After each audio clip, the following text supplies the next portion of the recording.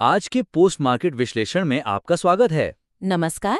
आज तारीख है 28 जनवरी 2026, बुधवार का दिन, और भारतीय शेयर बाजारों में आज अच्छी रौनक देखने को मिली। बिल्कुल, तो चलिए सीधे आंकड़ों से शुरू करते हैं। बीएसई सेंसेक्स की बात करें तो 487.20 अंकों की बढ़त के साथ बंद हुआ। मतलब करीब 0.60% की तेजी। हाँ, और क्लोजिंग हुई 82,344.68 के लेवल पर। दिन के दौरान सेंसेक्स ने 82,503.97 का एक नया हाई भी बनाया। और लो क्या था आज का? दिन का लो था 81,815 का। तो एक दायरे में कारोबार हुआ, लेकिन झुकाव ऊपर की तरफ ही रहा। और निफ्टी 50 का क्या हाल रहा? निफ्टी 50 भी पीछे नहीं था। 167.35 अंक यानी 0.66% की बढ़त के साथ 25,342.75 पर बंद हुआ। तो निफ्टी ने भी सेंसेक्स के जैसा ही प्रदर्शन किया। हाँ, और निफ्टी ने दिन में 25,372.10 का हाई और 25,187.65 का लो बनाया। इस तेजी से निवेशकों की संपत्ति में भी अच्छा इजाफा हुआ होगा, है ना? बिल्कुल, निवेशकों की संपत्ति में आज करीब 2.9 लाख करोड़ रुपए का उछाल आया। वाह। और इससे बीएसई लिस्टेड कंपनियों का जो कुल मार्केट कैप है वो अब 456 लाख करोड़ रुपए हो गया है। तो ये तो हुई हेडलाइन नंबर्स की बात, पर इस तेजी के पीछे मुख्य कारण क्या थे? आज ऐसा क्या हुआ? देखिए, इसके पीछे 3 बड़े कारण नजर आ रहे हैं। सबसे बड़ा ट्रिगर तो भारत और यूरोपीय संघ के बीच एक फ्री ट्रेड एग्रीमेंट को लेकर जो उत्साह बना है वो था। अच्छा, तो उस खबर का इतना बड़ा असर हुआ? हाँ, उस खबर ने सेंटीमेंट को काफी मजबूत किया। इसके अलावा ग्लोबल संकेत भी काफी पॉजिटिव थे। और तीसरा कारण? तीसरा कारण टेक्निकल है। एनालिस्ट का कहना है कि टेक्निकल चार्ट्स पर एक बुलिश रिवर्सल के साफ संकेत दिख रहे थे। समझ गई। अब अगर हम ब्रॉडर मार्केट की बात करें, तो क्या मिड कैप और स्मॉल कैप में भी ऐसी ही तेजी थी? बल्कि उनसे भी ज्यादा तेजी थी।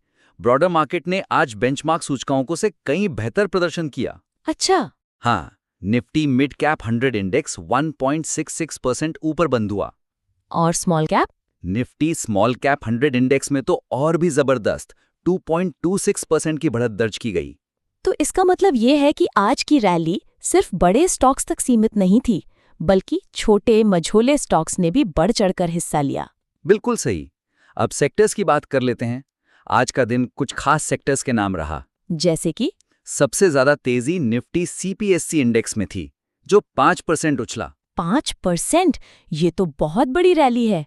हाँ, उसके बाद निफ्टी ऑयल एंड गैस 3.4% ऊपर था, निफ्टी मेटल 2.3% और निफ्टी पीएसयू बैंक में भी 1.7% की अच्छी बढ़त थी। तो ज्यादातर वो सेक्टर्स हैं जो इकोनॉमी से सीधे जुड़े हैं।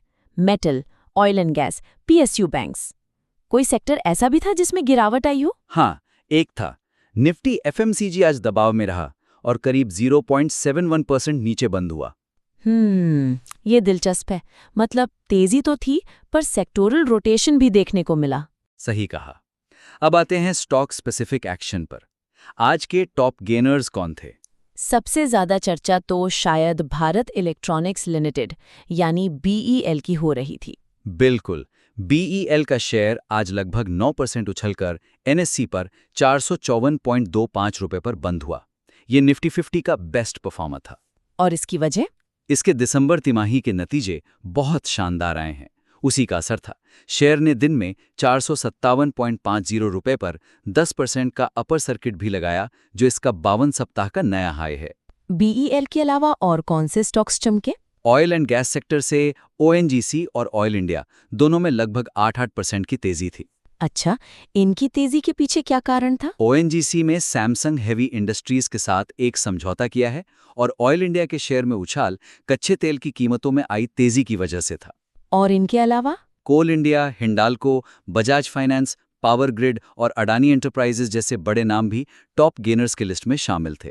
ठीक है, अब जरा टॉप लूजर्स पर भी नजर डाल लेते हैं। आज किन स्टॉक्स में बिकवाली का दबाव था? आज सबसे ज्यादा गिरावट टाटा कंज्यूमर प्रोडक्ट्स में देखने को मिली। शेयर 4.5% नीचे था।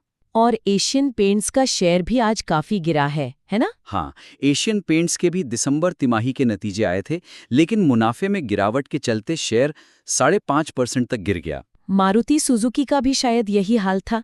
नतीजे तो अच्छे थे, पर शेयर गिरा। एकदम सही। मारुति के शेयर में भी तिमाही नतीजों के बाद 3% से ज्यादा की गिरावट आई। और कोई बड़ा नाम इस लिस्ट में? हाँ, सन फार्मा, मैक्स हेल्थ, डॉक्टर रेड्डीज, इन्फोसिस और आइशर मोटर्स भी आज के टॉप लूजर्स में से थे। तो आज कई कंपनियों के तिमाही नतीजे भी आए।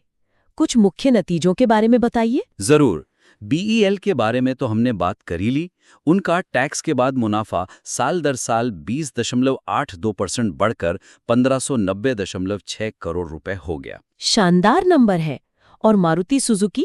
मारुति का मुनाफा 7.6% बढ़कर 3,796 करोड़ रुपए रहा, जबकि रेवेन्यू 28.7% बढ़कर 49,892 करोड़ हो गया।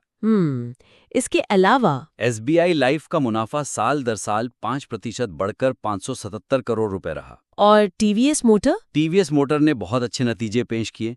उनका कंसोलिडेटेड नेट प्रॉफिट 49% बढ़कर 841 करोड़ रुपए हो गया। कुछ नतीजे उम्मीद से कमजोर भी रहे होंगे। हाँ, जैसे एसीसी का मुनाफा 63% घटकर 404 करोड़ रुपए हो गया है। अच्छा, और पाइन लैब्स के बारे में क्या खबर है? पाइन लैब्स ने 42 करोड़ रुपए का मुनाफा दर्ज किया, जबकि पिछले साल इसी तिमाही में उन्हें 55 करोड़ का घाटा हुआ था। तो ये एक अच्छा टर्न अराउंड है। और वोडाफोन आइडिया? वोडाफोन आइडिया का घाटा तीसरी तिमाही में कम होकर 5,286 करोड़ रुपए रह गया है और उनका प्रति उपयोगकर्ता औसत राजस्व यानी ARPU बढ़कर 186 रुपए हो गया है। ये भी एक पॉजिटिव संकेत है उनके लिए। अब जरा संस्थागत निवेशकों के आंकड़ों पर नजर डालते हैं। FIIs और DIIs ने आज क्या किया? यहाँ एक बहुत दिलचस्प ट्रेंड देखने को मिला। 27 जनवरी के डेटा के हिसाब से विदेशी संस्थागत निवेशकों यानी FIIs ने 3,068.49 करोड़ रुपए की नेट बिकवाली की। अच्छा, तो FIIs बेच रहे थे और घरेलू निवेशक? घरेलू संस्थागत निवेशकों यानी DIIs ने ठीक इसका उल्टा किया। उन्होंने 8,999.71 करोड़ रुपए की जबरदस्त नेट खरीदारी की। मतलब DIIs ने अकेले दम पर बाजार को संभाला और FIIs की बिकवाली को पूरी तरह से सोख लिया। बिल्कुल। DIIs की खरीदारी आज बाजार की मजबूती का एक बड़ा कारण थी। और अस्थिरता सूचकांक मतलब इंडिया विक्स का क्या हाल था? इंडिया विक्स में आज अच्छी गिरावट आई। ये लगभग 6.37% गिरकर 13.53 के स्तर पर बंद हुआ। तो इसका मतलब ये हुआ कि बाजार में डर या घबराहट कम हो रही है। हाँ, विक्स का गिरना बाजार में घटती अस्थिरता और बढ़ते भरोसे का संकेत होता है। ग्लोबल बाजारों की क्या स्थिति थी? एशियाई बाजारों में ज्यादातर बढ़त पर कारोबार हुआ। दक्षिण कोरिया का कोस्पी और हांगकांग का हैंगसेंग इंडेक्स ऊपर बंद हुए। यूरोपीय बाजार मिले जुले थे और पिछले सत्र में अमेरिकी बाजार भी मिले जुले ही बंद हुए थे। S&P 500 और नैस्डैक बढ़त में थे, जबकि डाउ जोन्स में थोड़ी गिरावट थी। ठीक है, आखिर में कमोडिटी और मुद्रा बाजार पर भी एक नजर डाल लेते हैं। जरूर।